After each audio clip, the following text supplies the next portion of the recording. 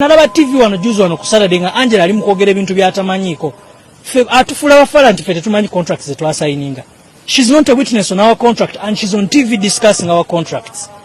Yet she's not a witness.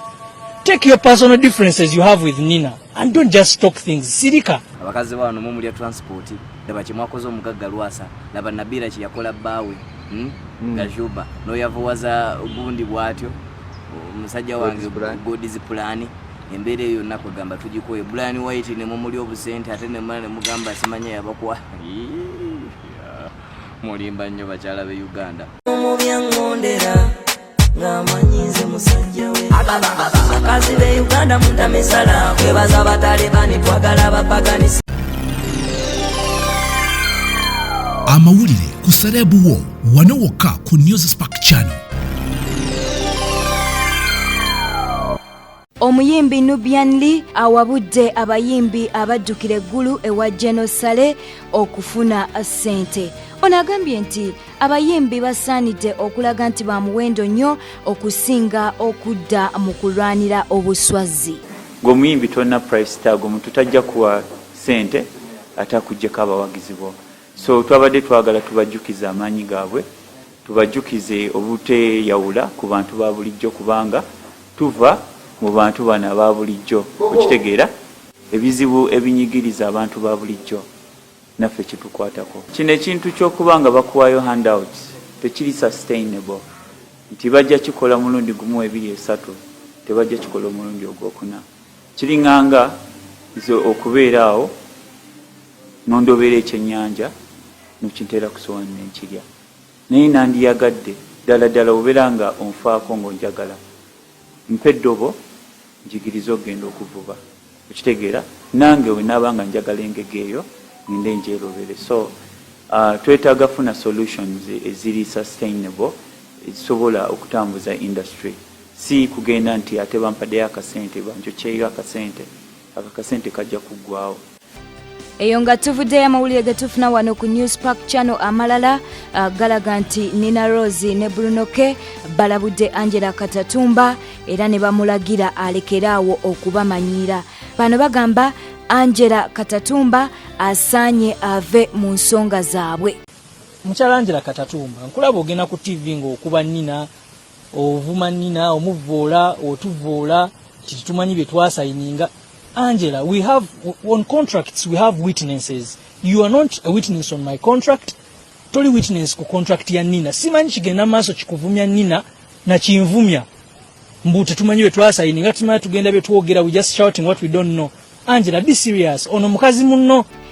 Ye Bruno kagambye nti muna Uganda wonna woli sabira ku mbeera ya Nina Rose kubanga atali bulungi yensonga lwaki yafulumye mu ggwanga lyattu Uganda.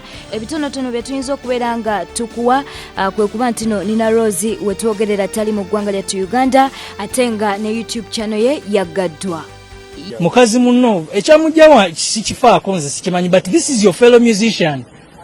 Ekintu kyayitamu essaawa naawe ojja kiyitamu. Omuwala oyo ali bubi bannange. Nina ali bubi. She's not doing well. Emotionally, she's not. And nalaba TV wano juzi wano ku Saturday nga Angela ali mu kwogera ebintu by'atamanyiiko. Ffe atufula bafala nti ffe tetumanyi contracts ze twasayininga. She's not a witness on our contract and she's on TV discussing our contracts. Yet she's not a witness. Take your personal differences you have with Nina and don't just talk things. Sirika. Ye Khalifa Aganaga wetwogereranga avuddeyo n'ategeezanga bw'avudde ku bakyala be Uganda era nga ssaawa yonna wa kutwanjulira omu Afghanistan. Ono bino abiyisizza mu luyimba lwafulumiza ng'awaana Abafghanistan. Ono agambye nti ekimuleetedde okuva ku bakyala be Uganda kwe kuba nti nno bye batuusizza ku mikwano gye abasajja abirabyeko ate nga naye byali bimutuuseeko. Ono era ayongeddeko nti abakyala be Uganda tebakyalina laavu, baagala nnyo ssente n'ebintu ebirala bingi era nga ssaawa yonna ajja kubanga atwanjulira omu Afghanistan. Ngamanyize musajja we akazi be Uganda mutamisala kwebaza batalibani twagala bapaganisitani yaba bakazi be Uganda mutamisala twebaza batalibani twagala bapaganisitani yamande mukame Khalifa Aganaga kayimba kano nkabaweereza mwenna waliwo bano naze nga ndi mu nsonga. I'm sorry baby, kyokka omusajja oyagala kusonga, akasongo kafuula ogusonga, muli ng'owulira oyagala kuyomba. Omusajja bwawambye ng'ate bo buyisa bubi abakazi, kyokka ng'ate ffeena abakazi batuyisa buki, naffe ne tugamba nti munange kyeoyagaliza embazzi kibuyaga asudde. Kasulu naye tugamba munange abakazi bano mulya transport, laba kyemwakoze omugagga Lwasa, laba Nabira kye yakola bbaawe Gajuba n'oyavuwaza gundi bw'atyo omusajja wange God's plan. Embeera eyo nakwegamba tugikoye Brian White ne mumuli obusente ate ne mwana ne mugamba simanya yabakwa mulimba nnyo bakyala be Uganda. Eyo nga tuvuddeyo amawulire ge tufuna ag'ennaku wano ku News Park Channel.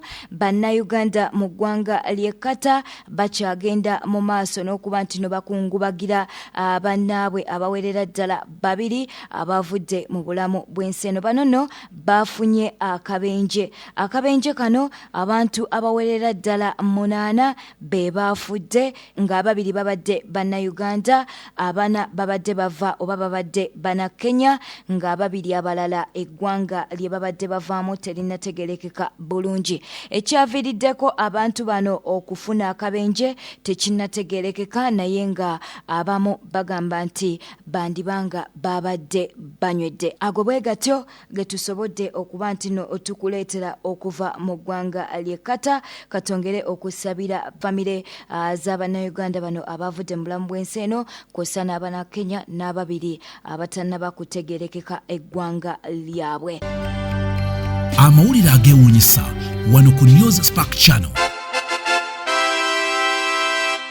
Mu mawulire gaffe ageewuunyisa tukuleetedde Inspector General of Police eyakalondebwa mu ggwanga lya Zambia amanyiddwa nga Lemi. Ono no yalabiddwako ku mukolo ogumu bwe yabadde ng'agenda mu maaso n'okulayira ng'omukono guno guli mu kunyeenya omukono gwe nga guli mu kukankana, ekyaleetedde abantu ababadde ku mukolo okuba nti nno boogera oba beekuba obwama nga beebuuza Inspector General of Police eyalondeddwa abadde ki. Naye amawulire getufuna galaga nti ono batutegeezezza nti okujja okulayira yabadde ayina malaria nga yabadde amutawaanya, wabula abalala bagamba nti Inspector General of Police okuba nti no yabadde ali mu kukankana, yabadde mu kutya. Bwe tutyo bwe tutambudde olunaku olwaleero, mbadde Esther Portable wano ku News Park Channel.